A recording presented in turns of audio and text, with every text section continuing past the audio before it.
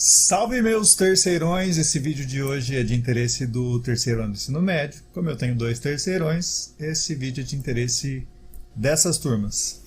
É até estranho falar terceirões porque eu nunca tive mais de um terceirão. Os terceirões são turmas que eu gosto muito de trabalhar, embora tenha tido poucas oportunidades.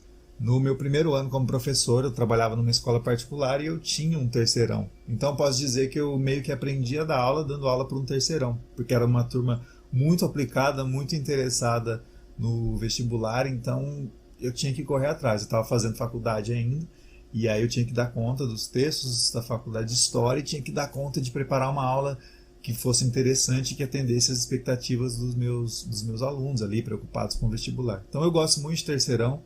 Quando eu comecei a dar aulas no estado foi mais difícil, porque há uma hierarquia dos professores que escolhem primeiro, e como eu estava entrando e tinham muitos outros professores mais antigos que eu, de estado, era difícil sobrar um terceirão para mim. Então, ano passado eu tive um terceirão no Aguilera, e eu sempre falava que era o meu terceirão preferido, até porque era o único. E esse ano eu tenho dois terceirões. E qual é o meu terceirão preferido? Tava rolando essa disputa na hora de fazer a camiseta. Porque a camiseta do terceiro A tem a manga de uma cor e a do terceiro B tem a manga de outra cor. E aí eu falei, vamos fazer uma manga de cada, para eu não escolher. Quando eu penso em aulas à distância, eu lembro dessas turmas que foram meus segundos anos no ano passado. São turmas bem diferentes. Então, no decorrer do ano, em uma turma eu realizava mais atividades escritas, a outra turma era mais agitada, mais de debater. Então, as aulas presenciais elas têm essa característica, eu consigo mapear qual que é o caminho melhor a se traçar com uma turma ou com outra.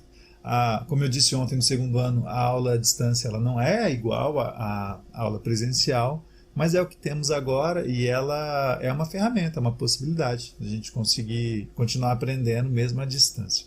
Então é isso. Qual é o meu terceirão preferido, afinal?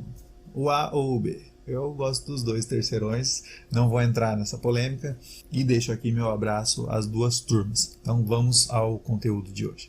Eu vou fazer uma breve retomada e, como foi feito com os segundos anos, vou postar um formulário de questões, 3 questões para a gente fazer um teste, para eu ver qual vai ser o alcance entre vocês, mas já uma atividade avaliativa e vai ser uma retomada do primeiro capítulo. Nós iniciamos o ano letivo analisando a segunda revolução industrial. E por que segunda? Porque a primeira, conforme a gente estudou no segundo ano do ensino médio, ela foi a revolução do carvão, a revolução da água, a revolução do ferro. O maior símbolo da primeira revolução industrial talvez seja a locomotiva a vapor, a chamada Maria Fumaça. Ela levava os produtos através de estradas de ferro. O combustível era a água esquentada pelo fogo no carvão, aquecia-se as caldeiras e aí a locomotiva se movimentava. Então, energia a vapor. Por estradas de ferro, trilhos onde a Maria Fumaça passava.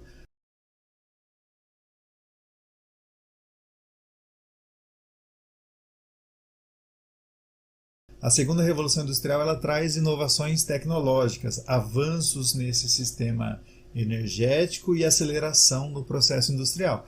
Então nós temos a substituição do carvão, água e ferro por motor a combustão interna, principalmente a gasolina, dínamo, que é a criação, a produção de energia elétrica. A descoberta do dínamo ela traz a possibilidade de utilização da energia elétrica. E o aço, o processo de transformar ferro em aço, que é um componente mais resistente, ele faz parte disso que a gente chama segunda revolução industrial. Essa aceleração da produção, ela dá origem ao Fordismo, que é aquela produção em esteira, aquela produção em escala. As fábricas começam a produzir, cada um com sua especialidade, e aí quem não se lembra do filme Tempos Modernos, do Chaplin, ali eles só apertavam um parafuso, cada um tem uma função, e ali uma fábrica automotiva, por exemplo, cada um exerce na esteira ali, monta uma peça e todas aquelas peças juntas vão formar um veículo. Então o termo Fordismo até vem do Henry Ford, que produzia veículos.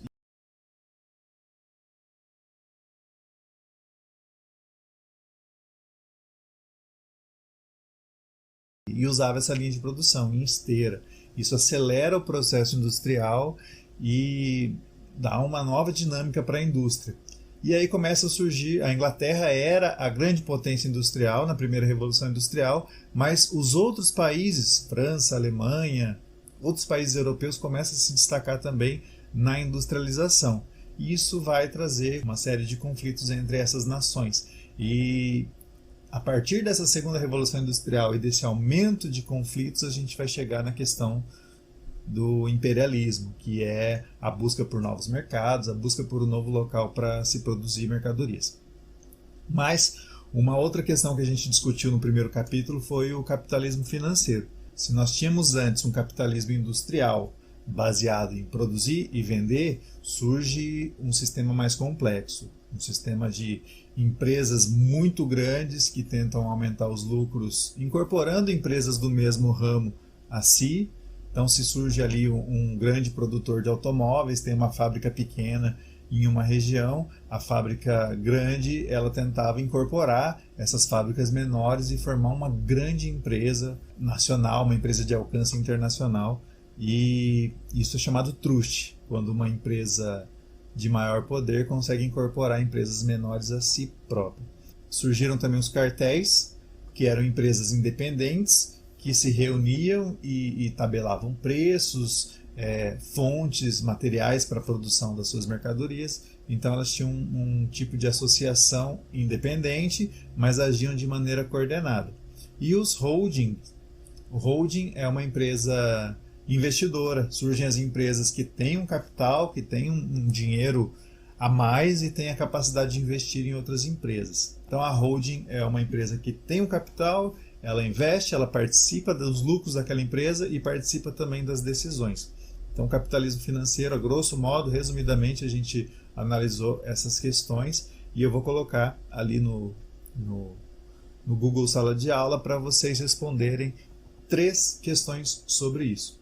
Aliás, a primeira questão sobre a segunda Revolução Industrial, uma outra questão sobre o capitalismo financeiro e uma discussão que a gente talvez tenha realizado pouco em sala de aula, a questão dos recursos energéticos, a questão ambiental, porque a segunda Revolução Industrial ela inaugura uma retirada em grande escala de recursos naturais, como a gasolina, que é derivada do petróleo. É inaugurado na segunda Revolução Industrial essa retirada da natureza de recursos que estavam ali sendo produzidos há milhões de anos. Então há uma discussão ambiental de quais são os limites dos usos desses recursos. São recursos finitos, o petróleo uma hora vai acabar, e então a segunda Revolução Industrial ela dá início a essa corrida. A gente começa a utilizar recursos numa velocidade muito maior do que a natureza é capaz de repor tais recursos. Falei demais, eu queria ter subido esse vídeo ontem para o terceiro ano, mas eu acabei me estendendo no vídeo do segundo ano. Não que eu me estendi, mas não sabia que teria tanta dificuldade para subir o vídeo no YouTube, por causa da internet. Então vou tentar ser mais breve, estou encerrando por aqui. Façam atividade, eu vou colocar um prazo até sexta-feira nesse formulário, vou publicar lá no Google Sala de Aula. Ajudem os colegas que estiverem com dificuldade de acesso. Por enquanto é isso, um grande abraço a todos os meus queridos terceirões.